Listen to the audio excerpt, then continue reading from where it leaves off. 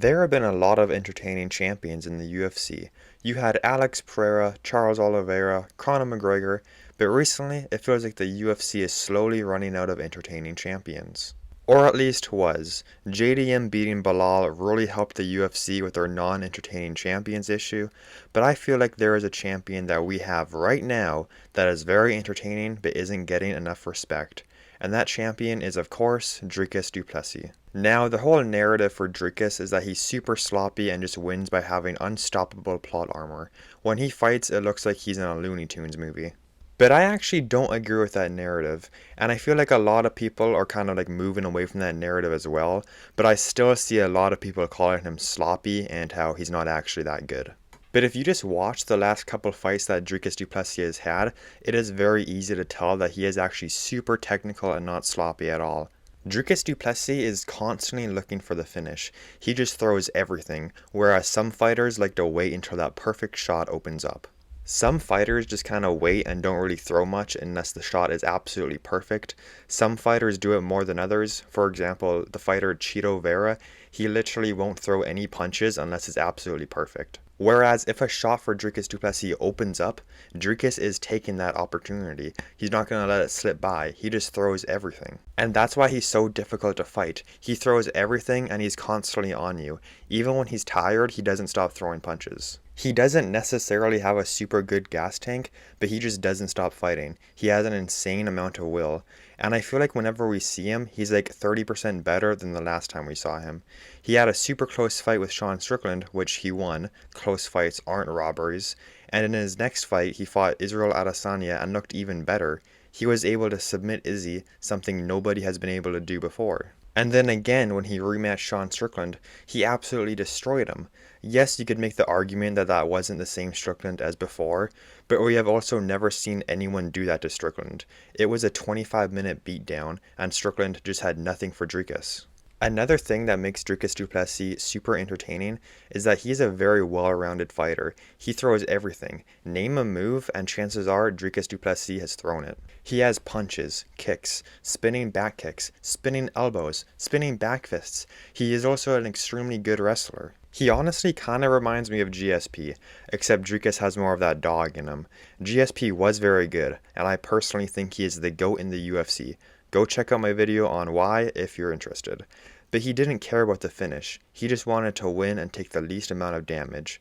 But again, Dricus has that dog in him. He's a finish or be finished type of fighter. Dricus is the definition of an MMA fighter, and I know this sounds like I'm just glazing him a lot in this video, but everything I'm saying is true. Now, I made a poll on my channel asking my subscribers who is the most entertaining fighter out of these names, and I knew Ilia Topuria was going to be number 1. And I knew Dricus Du Plessis was most likely going to be number 2. But I actually think that Dricus is a lot more entertaining than Ilia Topuria, and here's why.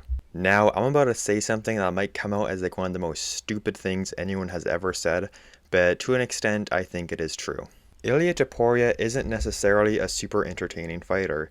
The only thing that makes him entertaining is that he flatlines his opponents.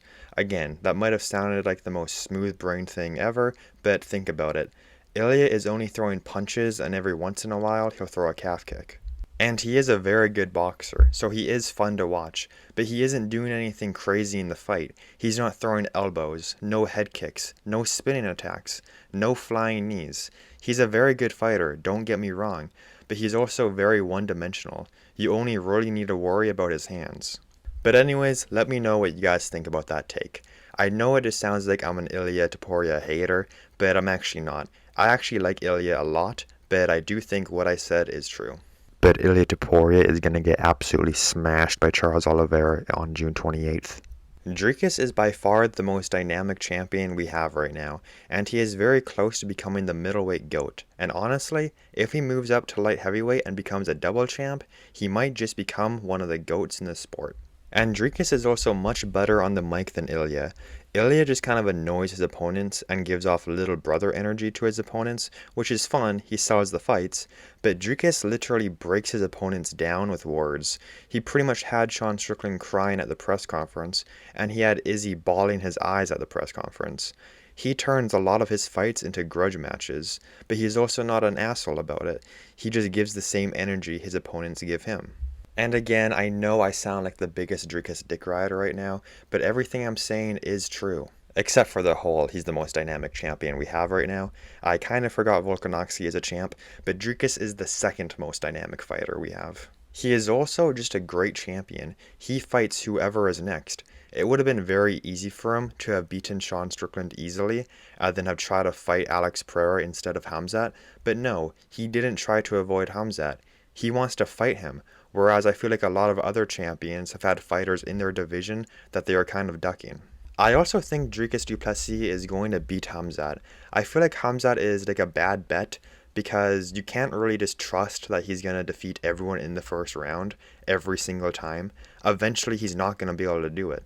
And if it gets to the second round, immediately in Khamzat's mind, he's going to be thinking, oh shoot, I kind of have to finish Dricus this round or the next 3 rounds are going to be very rough for me. If Dricus is the underdog in that fight, I actually might bet some decent money on him, which I don't usually do. But I also don't think that Dricus will be the underdog. I think there's a lot more people who think Dricus Du Plessis is going to win than there are people who think Khamzat will win. It's actually kind of insane to see Khamzat's fans rally behind him and wanting him to win so badly. Like, if he beats Dricus Du Plessis and he's the champion, congratulations, we have a middleweight champion who fights once a year and doesn't show up for 50% of his fights. And for the Dricus Du Plessis fight, there is also just a good chance that Khamzat isn't going to show up.